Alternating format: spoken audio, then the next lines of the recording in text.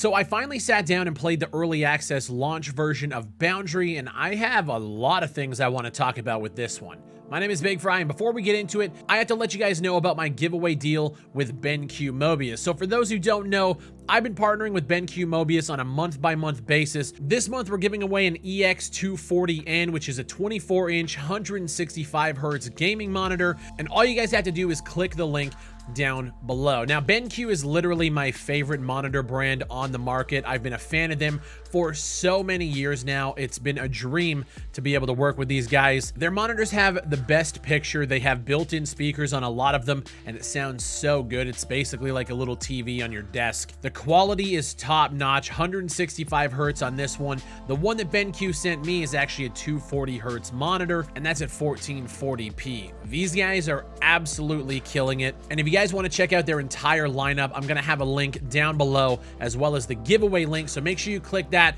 All you have to do to enter that giveaway is to follow not only me on Twitter, but Mobius Gaming as well. That gives you 2 entries into the giveaway. Shout out to BenQ for partnering with this channel. Again, it's been a long time coming, and I'm so glad that we can get you guys some of these monitors. Check out their lineup, click the links in the description.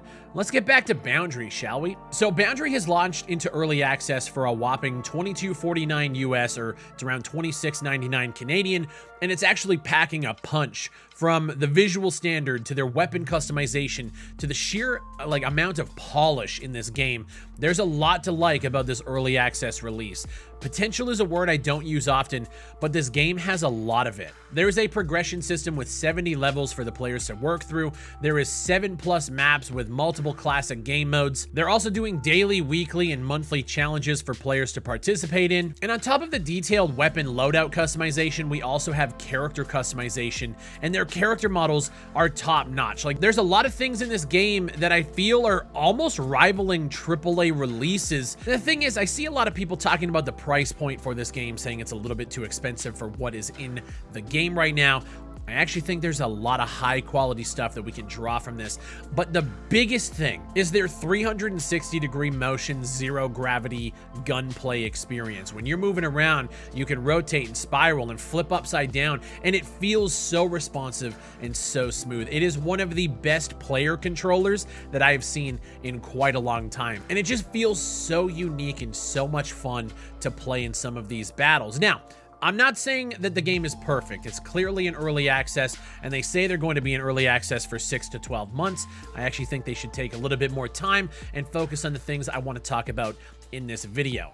I'll say this right off the bat before we get into the stuff I don't like.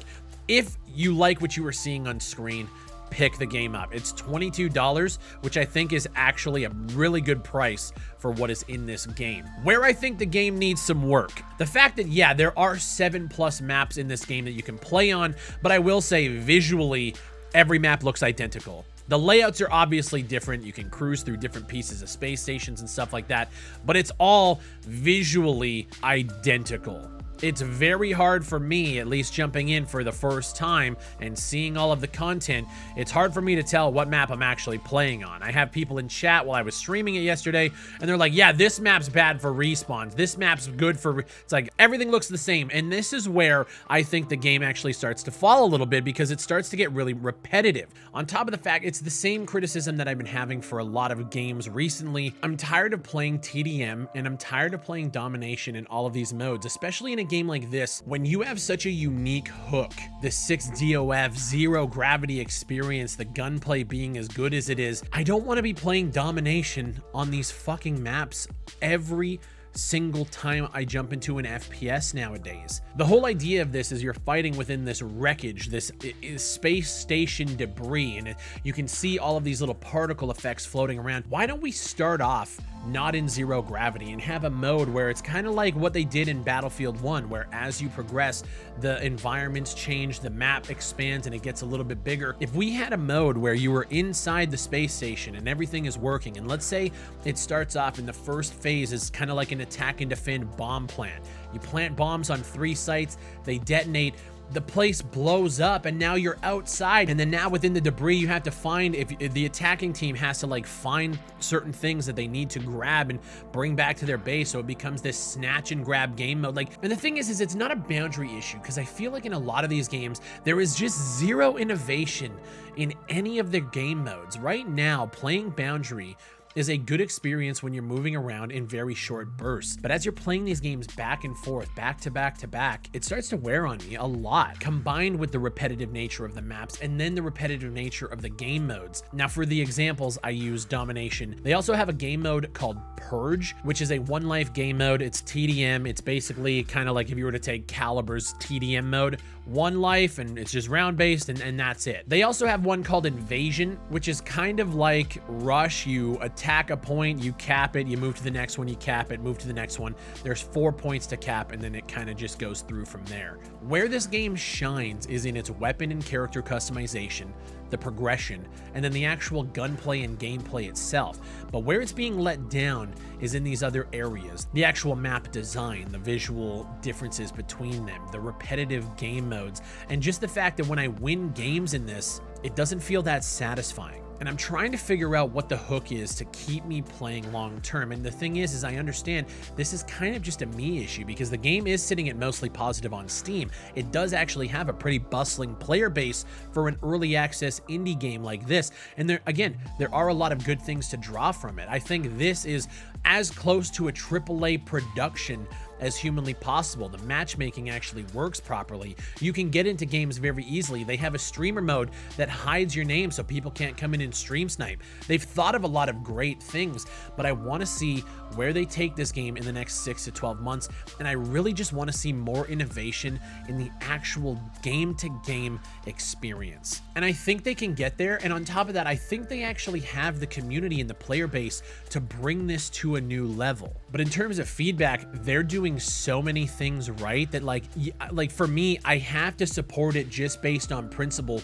They're doing great things. One of the big criticisms that I'm seeing about this game, and I haven't really noticed it because I have streamer mode on, so I can't tell really who I'm playing against, but people are saying that the ping in this game is horrendous. And the big problem here is that they didn't region lock any of their servers. So even though you might just queue up for US servers, you're going to be playing against Chinese players, and they are going to have 300 plus ping, and it's going to be a detriment to your gameplay. I didn't experience it that much, but I think it was one of those times that when I logged in, I just happened to get lucky with the timing, and the people I was playing against all had pretty decent ping outside of a couple, but I didn't really see it impact my gameplay. But if you look at the reviews, the reason it's mostly positive and not like overwhelmingly or even very positive, that is the #1 request from your fan base. And I would say if you're going to keep this game in early access, that is one of the first things you need to do.